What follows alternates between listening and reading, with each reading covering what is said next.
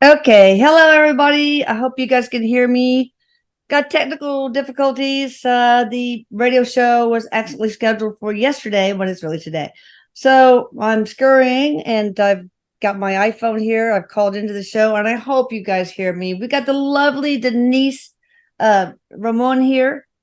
And let me see what basically we're talking about letting go of relationship, navigating changes that uh arrive.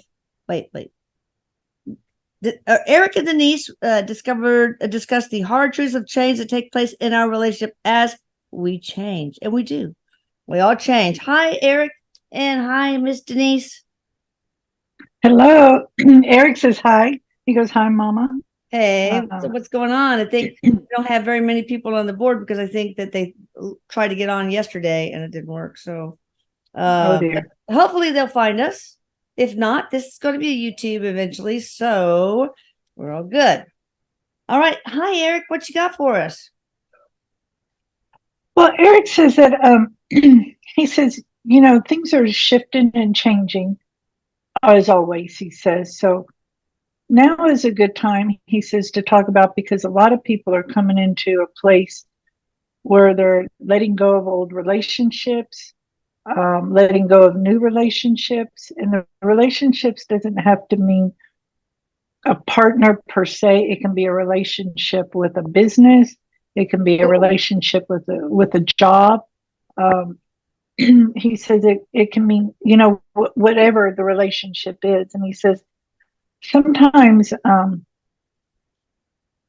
he's saying letting go of these relationships. He goes, we question it and hang on to it because there's still a comfort level for us with it, but at the same time, he says it's like we've seen it coming, like we were going to have to end it, like he says, end our love affair with eating cookies. We knew that was going to happen, and mm, now it's coming to a place where now we have to let go of the love affair with cookies. He's been I never. feel like he's given that example because that's how he's coming in, as he's eating cookies right now. But he says so the love affair can be with anything. And he says, the universe, your soul, your higher self is set you up because you start getting these little inklings, these little nudges in advance about, I bet I'm going to have to let go of this or get rid of this, or this isn't good, or I'm not happy with this isn't good. And he says, and then it comes down to where everything isn't good, but you find that one thing to hang on to because it's about um, now we have to make this decision, the choice to say, okay, I'm going to move on to something that I'm not real sure about, but I know this is where I need to go. He says, and a lot of people are going through these shifts and changes. And I tell you, and with him talking about this, I got this so strong last week when I had COVID Oh, yeah. about about just letting go of stuff that just isn't working. And Mhm. um, or Erik says, and he's wanting me to say Erik's words, half-ass working. Half-assed. And Yep. so he's saying, it. So for me, when I was going through this, I was coming to the realization that it's time to let go of some things, and it's like it kind of shocked me at first, but then um, as Erik was telling me the other day, this has been going up, leading up to, I just didn't want to see it. Yeah. And now that I see it, I was like, and like, how did I not notice this before? And Erik says, it's when we're ready to move forward, then we start getting clearer pictures of things. And it doesn't mean that you have to say, oh, I'll never talk to you again, or I'll never do that again. It's kind of like just letting go of it. Just it doesn't have to be a bad breakup if you don't want it to Yeah. be, he said. And, Whatever direction. and letting go is so difficult. To me, that's one of the most difficult things. Oh, So hard, you know? yeah. And Erik says there's as you were saying that, I was like, yeah, because there's some sadness in there. And Erik says, there definitely is. Like There's a the loss, grieving right? process. A grieving process. Yes. Yeah. Because there's something good in it still a little bit, but then there's a lot that's not good in why you're hanging on to it. So it's time to let go of it. And he says, and it could be you need to switch jobs, you need to switch spouses, you need to not switch spouses, just whatever it is. You need to come to the conclusion that romancing getting a new vehicle is not in the cards for you right now, and letting go of that. He says it doesn't mean that you are going to suffer. It's just about, how does he say? It's about letting go of things that preoccupy your thoughts. Right. And sometimes it's just beautiful to let go and just,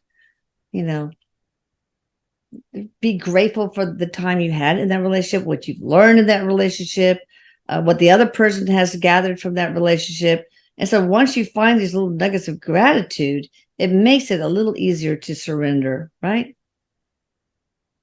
He said, absolutely, Mom. He said, absolutely, because this isn't about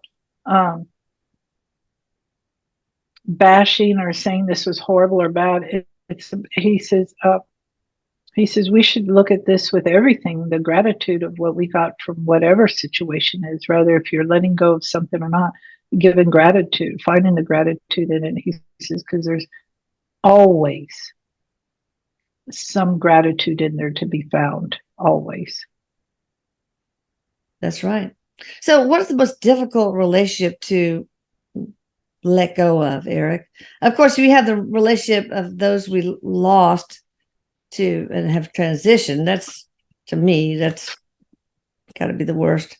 Would that be considered a change of relationship, or just a redefining? That would be more of a redefining of the relationship, right? Erik says, yes, you're correct. He says it's more of a shifting and redefining and redefining, he says, but in that you are letting go because you are letting go of what was, in a sense, and you're bringing in the newness of it. So you're having to learn how to bring in the newness and blending it in with what was to a degree. What do you mean the newness? With the newness of the redesign, that part of it. Yes. Now he says in the other part, when you're letting go of, he says, he goes like for, letting go of a job, selling a house, or letting go of your kids because they're going away or whatever. He says, in that, he says, our survival skills kick in and the fear comes in because we don't know what's going to happen. And but Erik is saying, why not? That nothing but good is going to happen from this. Instead of just focusing on what's the worst case scenario, which is what we as humans tend to do. We tend to think of the worst case scenario all the time. Why? Why is that? Yes.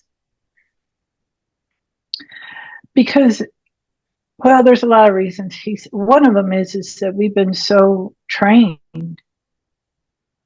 to not trust our inner voice, our inner thoughts, our inner guidance, that so we don't know to trust it. And then we have experiences or we have pictures from things that didn't go right. So we apply it to our situation and say, okay, the same thing can happen, when he's doing it, I was watching this show on Netflix. I can't remember the name of it. Anyway, the guy had his hand out the window, feeling the air, and his mom said, don't do that because you're going to get your hand ripped off. And he said, who said that? She goes, I don't know, but it could happen. And later on, it said, something like that did happen a long time ago, blah, blah, blah. But you see how you bring that into that situation. And Erik says, and it comes down to, he says, really, it really comes down to is not trusting your own intuitiveness because fear kicks in. Yeah, lack of trust breeds fear. If you don't trust, then of course you fear. Yes. And he says, so ask yourself, like, why am I afraid? What is going to go on? What's the worst that can happen? And he says, don't do it too much because you can what if you to the ends of the world, so to Yeah. speak, he says. But he says, have fun, do a little leaping, do a little jumping, moving forward. He's showing me I how was to thinking, look what's the at worst that could happen? leaping We're forward. eternal beings, right? I mean, what is the worst that could happen? We're eternal. So, of course, that's overstepping, I guess. But Yeah, and yeah, well, he says, there's some of it is, you know, some of us, there is a little bit of, you can be scared, but not have the fear. It can be scary while you're well, what's the doing difference? whatever, but it's the fear that What's the the difference? fear paralyzes. Well, being scared is because you have this excitement. It's something new. It's uncharted territories, but you're not Maybe wary paralyzed in the instead of scared. fear. Instead of scared, what's another word we can use? Wary, aware. He says rary's good, or excitement, anticipation. Okay, He said put a good spin on you it. can, yeah, and that is different because the fear is paralyzes us. I always envision it to be a 12-foot wall that feels so thick, Oh, and it's like, and I've even said, I know it isn't real, but it sure feels real. that's right. And when we look back on all the things we have feared, we get past it and we look back in the rearview mirror and it's, well, why was I so concerned? But back to relationships, other than loss of a loved one to death, what do you think, Erik, is the most challenging relationship to let go of? Erik says self. He says letting go of self, of what we think it should be. Oh, and instead of And being he comfortable with said, being your authentic self, yes, he says, getting rid of the the big, shell. Yeah. yeah, so what we think it should be and look like, because he said, we are proposing our expectations on what we think it should be or what we think we want. And he said, and letting go of that expectation of that. I have talked with some people where they had expectations that their kids had to go to certain colleges, they had to be in certain organizations, they had to do certain things, and if they weren't doing it, they just were afraid that everything else was going to fall to pieces. And Erik says it's those expectations of the things we think, or expectations of what we think our spouse should be like, or act like, or do. And Erik says a lot of those expectations they're coming from us because it helps us to feel safe if they're doing certain things. Yeah. There's a control issue. Yeah. It is that. It is that. My husband that. he says that, and maybe somebody else thought of this first, but the gap between expectation and reality is, he calls it the misery gap. The wider that gap is between what you expect in your reality and what reality really is, the more miserable you are. And he says, you want to be happy, lower your expectations. That way you decrease that, misery gap. He is saying that is exactly right, true. But where he's showing me how Rune is so level-headed in thinking that way. Very. That's what he's showing me. It's like he just shows me his thoughts are like level. Yeah. Wow. Mm-hmm. Yeah. Somebody's got to be grounded in this freaking family. Because you guys know me. All right. So in relationships, like, let's talk about a romantic relationship. That's sometimes the most difficult. because Yeah. people come into our lives as soulmates to bring contrast, and they choose to come into our lives with that mission of making sure you learn through contrast. Of course, to a certain extent, family members like siblings do the same, but especially people who, like, you get married to, you have children with, you have commitments with, they bring a lot of fodder for misery. And so how do you know when a relationship's done? First of all, I mean, part of the time it's like, okay, the contract is done. We've learned what we needed to learn from each other. But how do you know? Well, Erik says that, of course, it's an individual. It's individual based on Yeah. when somebody's done, because your done might be different than mine done. But he says it's one good way to know you're done. He says, though, is when you stopped pointing the finger at the other person on what he or she is or isn't doing, and start really going inward on what all it's triggering in you. And Erik has told me, and I have witnessed it in my own life, people can't trigger me if there's nothing to be triggered. Yeah, exactly. If Now they're people tricking you, can, there's probably an element of truth somewhere in what they're saying, right? there's something being triggered in you, and it could be somebody's being a real, Erik is saying, a real horse's ass, and it's triggering to when Uncle Sam was a real horse's ass to you, and you felt like you didn't have a voice, and it's bringing that up, feeling like you didn't have a voice. That makes sense. Yeah, that kind of stuff. So he says, so when that doesn't mean you're saying, okay, it's okay for you to be a horse's ass because you're triggering something. This is about you learning how to put up boundaries. He's showing me, and because boundaries are just another way of letting people know how you can treat like, this is how you can treat me. Yeah, because this is how much I care about me.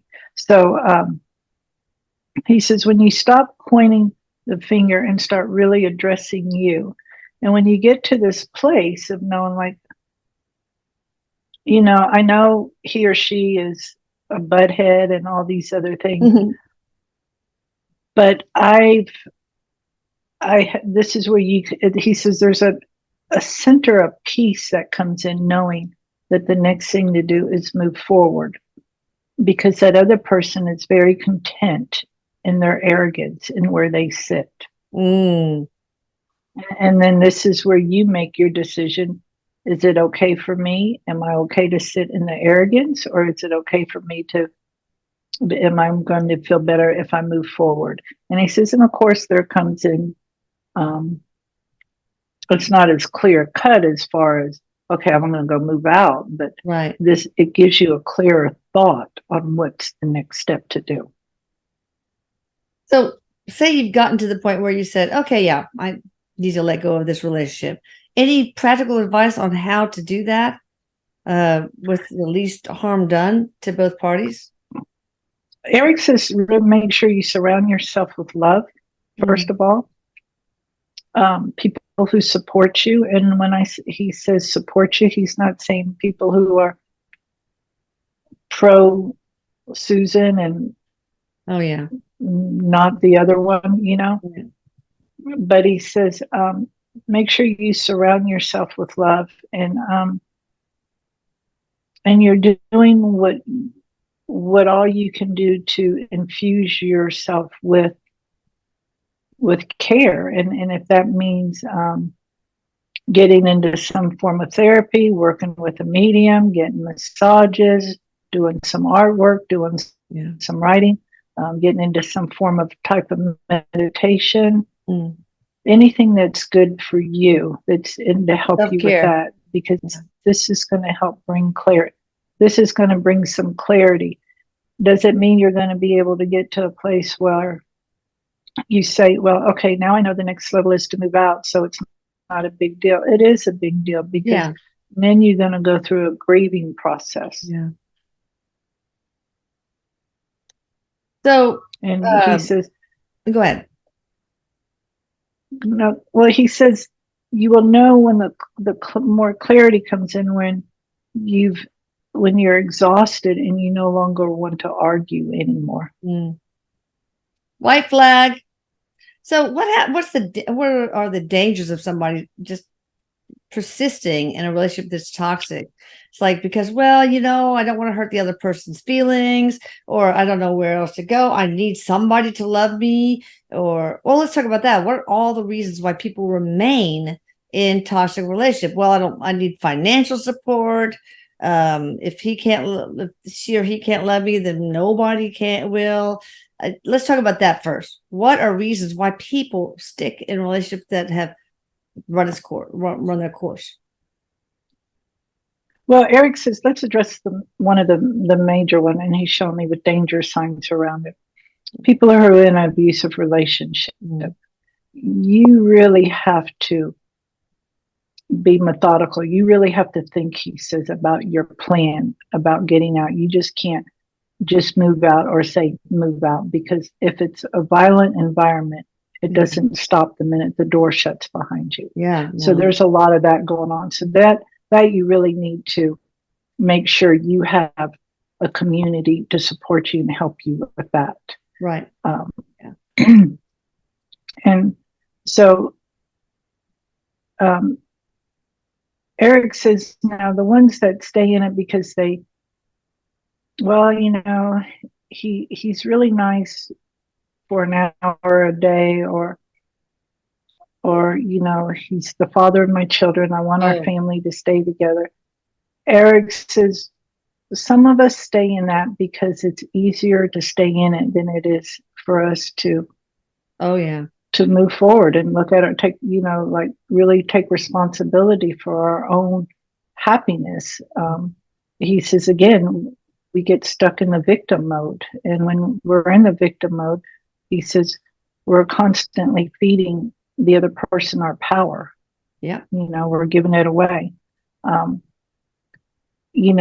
course, this is stuff that, you need help. You need assistance. This is why it's important to surround yourself with people who love you, rather, like he mentioned, with therapy, working with the medium, or whatever support group there is for you.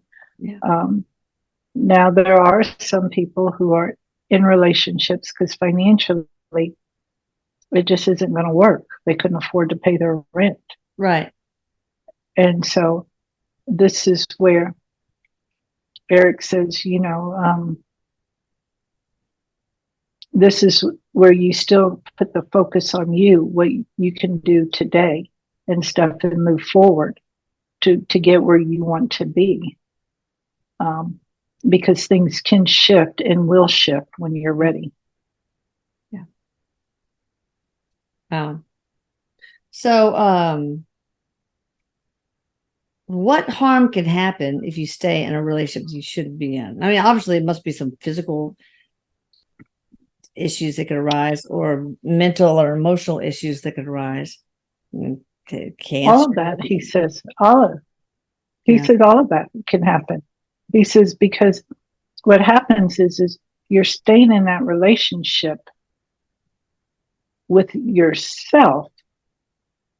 He says, even though you're staying, like he shows me, you're staying in the relationship. It's not this one that's causing the problems. It's you staying in the relationship, and that's bringing all the emotional stuff in that creates all the physicalness. So we can say it was Susie. That's the reason why, because she did all these things and was controlling, or just wasn't nice, or whatever. But it's how you internalized everything and how you shut yourself down and didn't acknowledge your own self in that situation. And that's what's causing. He said it definitely causes physical ailments. It can cause definitely emotional problems, but it affects your health and everything. Absolutely. Yeah. So what if what if there are children involved? I mean, a lot of people say, "Well, got to stay in because the family needs to stay together. It's too difficult for the kids." But on the other hand, you know, uh, what kind of relationship are you modeling for your children that's going to be the template for their future relationships too? So, what do you say to that? Erik said exactly. Erik said exactly. But he says it's not a cookie cutter mold, he says, for it. But then again, he says, this is where you go inward and doing the work for you. What is it that's getting triggered in you? Because as you work on that and you stay focused on you, you will eventually get all the solutions you need on what to do to move forward. People, places, and things will start appearing in front of you on what you need to do next. Or your spouse could change. Who knows? Okay. Anything else you want to talk about in terms of letting go of relationships that no longer serve, Erik? Or if not, we'll take callers. Well, he says the main relationship to let go of is that old one that you have about yourself, that you're not good enough, smart enough, cute enough, all of those things. Start letting go of those relationships first. Figure out who you really are. Get down to the real, authentic you. And you are loved. He said, yeah, find it. God. Yeah, find that. Yeah. He said, find that goodness in you. Like really start digging for that is what he shows me. We're always focusing on what we're not doing, but we don't really dig in and see the goodness that we are doing. That's true. Excellent, Erik. You want to take callers? Sure. Okay. Sure. All right. We have somebody from the 781 area code. Hi there. How you doing? My name is Jennifer, and I'm calling from just north of Boston. And I've never really connected to this whole spirit guide thing. And I would love a name because I'm a name person. Okay. Main spirit guide, Erik. I know. For Jennifer. Well, Erik says right now, who has worked for Jennifer, he right away he said Archangel Michael, and it would be really good for her to read up on him and what he's doing, and because not just a little blurb, because there's so much more about him that we don't get to read just by quickly Googling. But she says look on that because he says Archangel Michael is one that's really big with her right now. Well, that's a big one. That's nice. I guess that always made more sense to me, but just in case I was nuts, I thought I'd check. No, well, you're very intuitive. Obviously, you figured it out. And he is lovely. Well, thank you. I'll let somebody else go on. Thanks so much. Thank you for calling. What'd she say? Oh, that they let somebody else go on. And all right, so 734 area code. Hi there, how you doing? Hello. Hi. Can you hear me? Yes, I hope everybody can hear you because it's from my cell phone, so I don't know about this. But go ahead. Who are you? I was wondering if Erik could tell me if my late ex-husband has reincarnated, and if he has, is he in the family? All right. What is your first name and where are you calling from? I think you said Michigan, right? Yes. My name is Margaret, and my husband's name, well, it was Ernst, but he was called Ernie. Okay. Ernst, but Ernie. Okay. Has he reincarnated? Erik says yes, so it's not like all of him is here. It's like he says a bubble of him has incarnated. Is he in the family? I'm not getting a yes on that. Will he eventually? I see here than he a little bit, but he was cutting out, so I don't know what he said. A bubble of, well, you'll hear it when when it's on YouTube, hopefully, but this is a setup that is it's a problem. So will he? I feel like in a couple of more cycles he will. he'll reincarnate in a couple of reincarnation cycles. But I think you're on speaker, which makes it more difficult for you to hear us. This is better. Okay. Yeah. So Denise, what did Erik say about he's reincarnated, not completely, but in a bubble of him? Say that again. It's like an extension of him reincarnated, you know. So he's now living another life. I feel like as a female, Erik says, is a female. Oh. But you know, it's not like all of him is here, so he cannot be somewhere else also. So he just is like an extension of him has incarnated, but I feel like he will come back into the family in 2 more cycles. The way What do you mean by cycles? Me. What a cycle means? What generation? So 2 generations. 2 generations. 2 generations, not in the family now. Okay, thank you very much. Love you guys. Love you too. Thank you. 404 area code. Hi there. How you doing? Hi, is it me? It is you. Who are you? This is Tammy McGill. I've talked to you Tammy, hi. Before, but yes. I've been trying to get a hold of Erik for the last month or so. I have a really big question for him. I keep hearing about this blackout that's going to happen. And if anybody would know, Erik would know. And I would really like to see if my husband's got a message from me. His name is Terry Scruggs. All right. So blackout, Erik, first of all, is it going to be a blackout? Where? Where are you, Tammy? I'm in Georgia. Georgia, that's right. All right.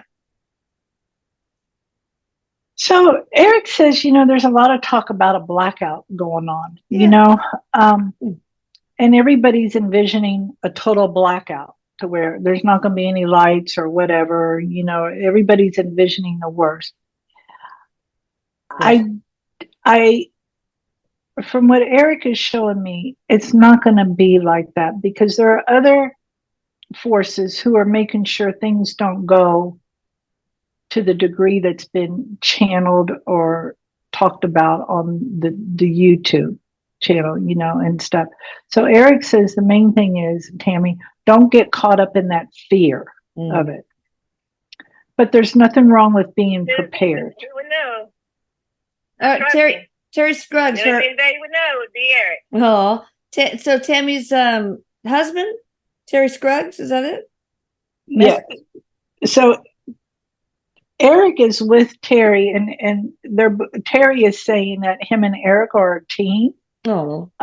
So Terry is also saying he wants you to know he's still there with you. It's like he shows me they're walking behind you, like he's helping you moving forward. So I don't know if you feel like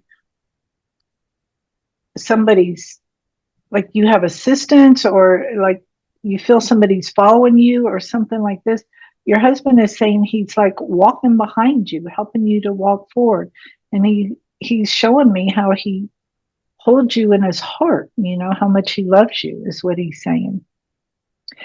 And there's something really good coming your way soon, he says. So just know good things are coming. And I feel like he's helping with that goodness of whatever it is that's coming your way. I feel like it could happen before the end of this year. Good. Tammy deserves it for sure. Okay. All right. Thanks, I can barely hear her, but anyways, just tell him I thank him for that. I've been in 2 car accidents since I've talked to you guys. Yeah. And now I'm carrying some broke ribs. So I couldn't hear what she was saying, but if you can, just tell him I miss him so bad. And I don't know how much more I can go the way things are going. So if he can help me out, I would greatly appreciate it. There's a shift coming. There's good things coming, Tammy. A shift is coming, and okay, great. And you will hear this when it gets to YouTube. It'll be easier for you to hear, hopefully. Okay. Okay. Okay. All right. I love you guys. Love you too, Tammy. Take care. Bye. Thanks, Erik. So, all right, 262 area code. Hi there. How you doing? Hi. Hi, this is Michelle from Wisconsin. Hi. I got a question for your Hi. A friend of our family wants to move in with me. They have nowhere to go. And I don't know if it's a good idea or not. What's the person's first? What's the person's By the first way, name? Darren, Okay. So what is he doing? He's coming into the family? What'd she say? his brother is married to my sister. Okay. He's been friends, and he's helped out our family all the time. And right now, he doesn't have nowhere to go. And he asked to come and stay with me. And I don't know if it's a good idea or not. I don't know. Well, Erik says make sure you have a plan. Like, when are you leaving? When are you coming? And when are you departing? And what's your plan for departing? How are you going to, what is the plan for you to leave? Like, Erik says you need to have a plan. Like, it needs to be talked about before he comes in the house. When are you coming in? And how are you going to exit? And you need probably concrete stuff. Right. Yeah, I'm going to go to this rent this apartment and at this month and whatever. I mean, I'm going to get this job. You need to have you need to have. Erik says correct, concrete. Right. But Erik says if you don't feel good in your own gut about doing this, he says, then don't do it. Yeah. Okay, because I feel guilty about it if I don't, so I really don't want to. So. Well, the guilt is coming from what you're expecting, what you're thinking other people are, Erik is showing me how your guilt is coming from what you think other people are going to say about it, like your expectations of what you're supposed to do. But I can tell you, Erik tells me this young man or old man, whatever he is, doesn't really have a plan of where he's going to go afterwards. And maybe you giving him an open, an open line would be enabling, and he won't get. This is true. This is true here.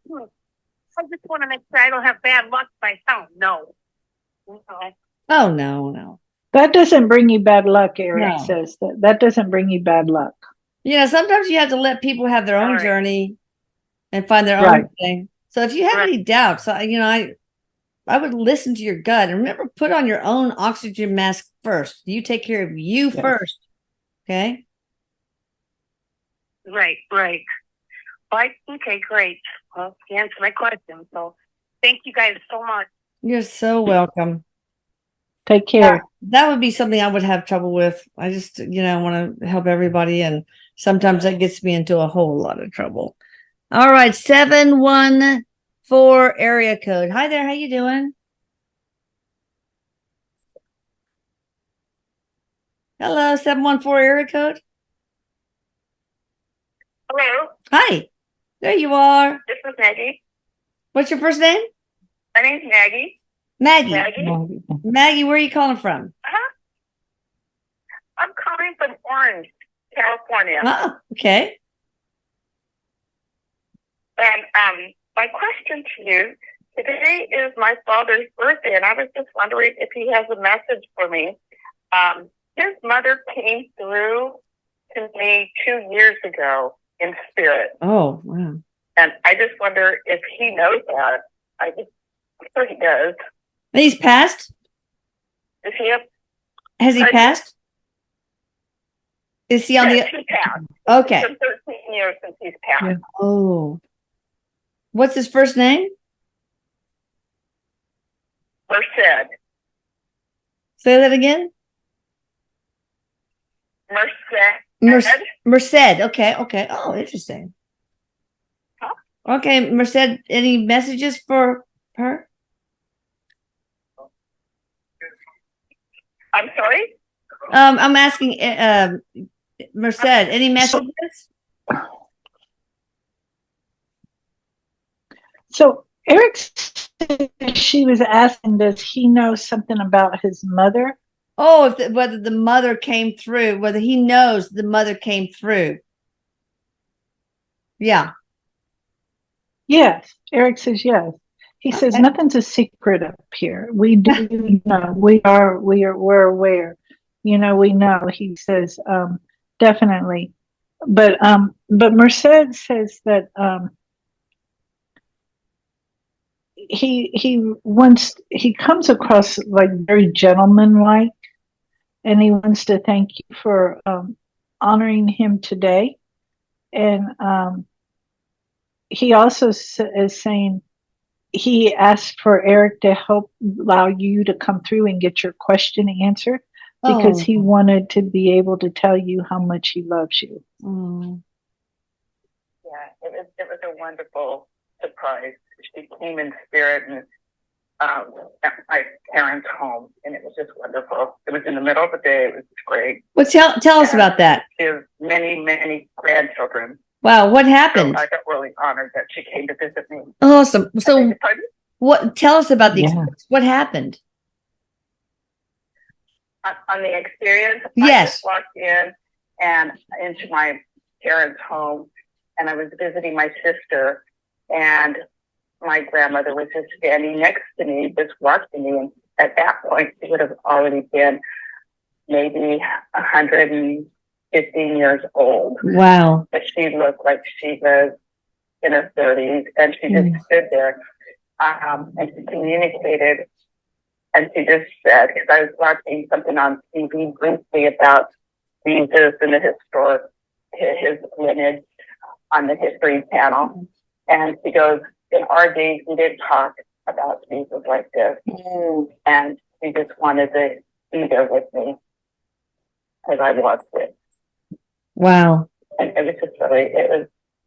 How beautiful. That is beautiful. Interesting. Wow. Yeah. Maggie, you ought to write that down if you haven't already. Write it down on paper because that would be something to keep and to pass on. Yeah, write it down. Yeah. Yeah. She used to do pilgrimages in Mexico and would take hundreds of people from one town to the next. So wow. She was very spiritual. Oh. So you get something from her. Well, yeah, Erik says you can connect to that same energy that you felt at that time, and you can have more and more of those experiences with her. Wow. And there's a reason why you had that experience. So maybe you guys more than one regular connection, communicate with each other on a regular basis and document that for posterity.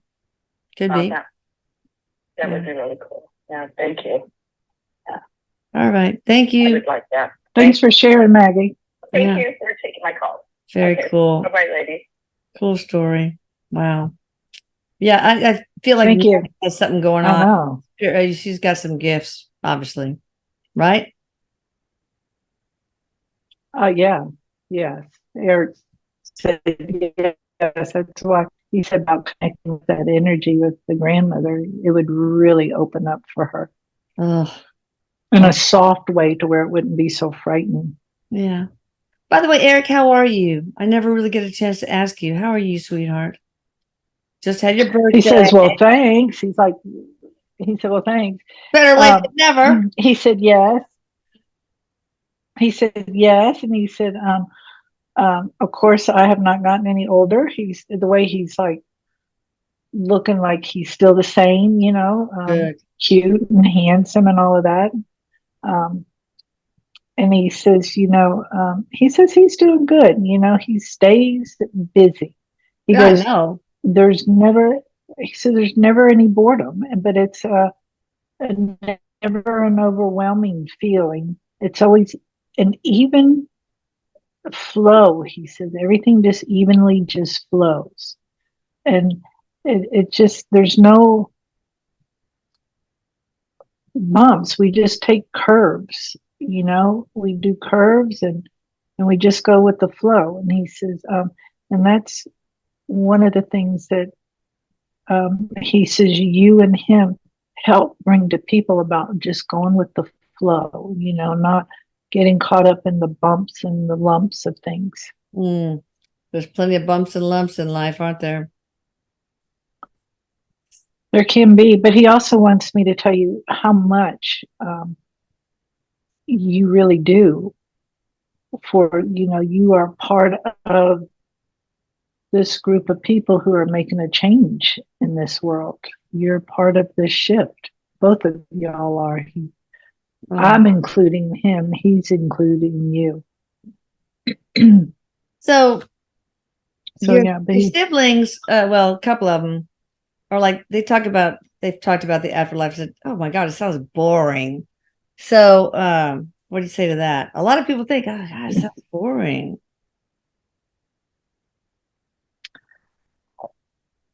Because he says it's hard to put into words everything of what it's like in the afterlife. He says, but it's never boring because he says, because you're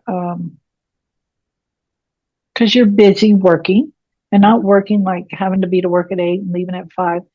What you're doing is you're part of the fabric, part of the tapestry is what he's telling me, of what's helping this planet. You're part of the tapestry of this planet. And he shows me how it's exciting and fun, and you're just infused with love while you're helping to make this tapestry of this planet and other planets and other galaxies. You're not just here, we're because we think, oh, we're just here in Texas or Michigan or California, wherever we are. But he says it's so much more expansive of that. And he says it's impossible almost to comprehend about how expansive we are on the other side. Cool. He said, if you knew that, you would just really embrace this part of you right now. And this is the message that he hopes he brings through you. He is through you, Mom, to help people know that there's more than just this life right here. And this is getting in touch with this inner part of ourselves, this inner knowing. And he says, when you really start tapping into that, he says, it becomes a lot fun and exciting. Okay, hang on. And there's no boredom. My husband's making a lot of noise. Hey, you guys, cut it out. It's too noisy. God, they're drilling holes in something. Jesus Christ. They know I'm on the show. Ugh. Okay. Anyway, they've been school. Any messages to siblings or Papa or anybody before we take the next caller?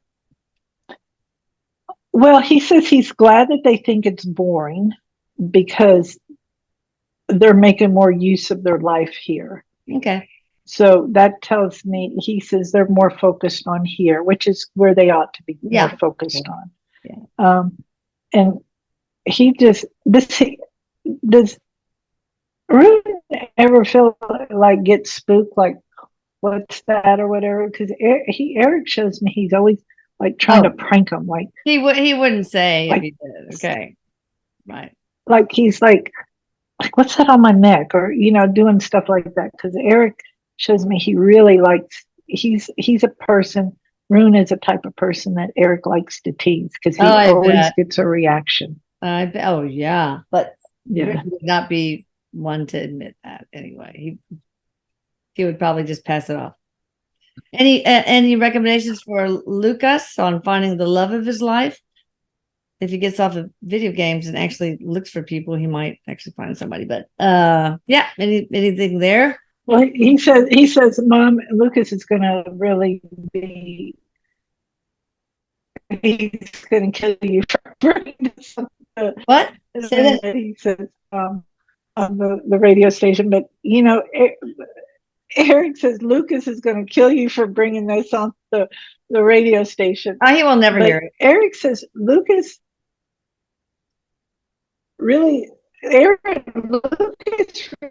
needs to get serious about what he wants, because guess he wants a companion, but there's another part of him it's like playing tug of war with that. So he needs to get real clear on that, Erik Yeah. said. And Erik says he'll, help assist him with that. Oh, good. All right. Okay. Yeah. All right. Thank you, Erik. And like say, we'll take somebody from the 714 area code. Oopsie. Let me do that. Oh, yeah. 571 area code. Hi. How are you? Good. How are you? Good. Who are we speaking with? Hi, listen. This is Jared. How are you doing? Hi, Jerry. How can we help you? Where are you calling from? I'm calling from Chesapeake Beach, Maryland, Okay. and I just emailed you today, or you emailed me today. My name's Jared Ward. Yes. Oh, yeah. Yes. You get a service for me. How are you? Fine. Jared. Can you Yes. hear me okay. Okay. I've got a question. I'll try to be quick. I went through a bad marriage a few years ago. Oh, it's probably been about 5 or 6 years ago. And I feel like my father that's deceased had been trying to come through, and I just feel, his presence. Yeah. And you have And gifts. I want to know. I know Jared has some gifts. Okay. So what's your father's name? Maybe we can hook you up with him. Yeah. Jared, what's your dad's name? Oh, I'm sorry. It's Tyra Worth. Tyra. Tyra. Okay. So Erik, can you bring him forward? Yeah, Erik's got him in here. He's coming in here. He's dressed pretty casual. Was your father a casual dresser? I feel like he's got casual pants on and a casual shirt. But but your father's coming through. So Elisa says you have gifts, but your father is saying that your father also had gifts as well. Ooh. And he's definitely with you while you're going through this this breakup, went through the bad marriage and all of that. He also is saying, your father is saying, pull on the good things that came out from that separation and getting out of it. There are good things that you got from it, and from the thing, and then there's good things that you got from the bad things. And he really wants you to pull on. He says, also know that it was an end of a cycle, and that's. I'm sorry. He's cutting out. I'm sorry, you're breaking up. I couldn't hear that. I know. It's probably going to be something you will listen to. All right, so you'll listen. Jared, hopefully, he will call me. Yeah, you'll listen to that later. All right, guys, let's just put ourselves out of the misery. Ask Jared to send me an email. Yeah. All right. Ask Jared to send me an email at deniseramon.com on my website, and I'll finish it for him. All right, awesome. All right, thank you guys. Sorry about this mess Okay. up. It won't happen again. Maybe. I love you all, and I love you, Denise. Love you, Erik. Bye, everyone. All right. Listen to the YouTube version of this. It'll be a lot better. Big hugs.